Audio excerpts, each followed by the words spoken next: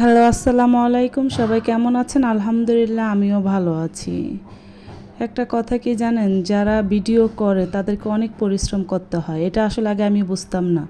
আগে আমি ভাবতাম, ভিডিও দেখতাম আর ভাবতাম এটা কি এমন কষ্ট, ভিডিও করে আর ছেড়ে দেয়। কিন্তু যখন আমি এই লাইনে আসছি, যখন আমি ব্লগিং শুরু করছি, তখন আমি বুঝতে পারতেছি এটা অনেক কষ্ট। আসলে যারা বলে না আমি শখের বশে ভিডিও করি, এটা সম্পূর্ণই ভুল কথা।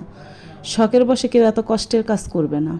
প্রত্যেকটা কাজে কষ্ট আছে। টাকা ইনকাম করাও কষ্ট, প্রচুর কষ্ট। খাবারটা এমনি এমনি চলে আসে না, টাকাটা কেউ এমনি এমনি দিয়ে দেয় না। প্রচুর পরিশ্রম করতে হয়, প্রচুর কষ্ট করতে হয়।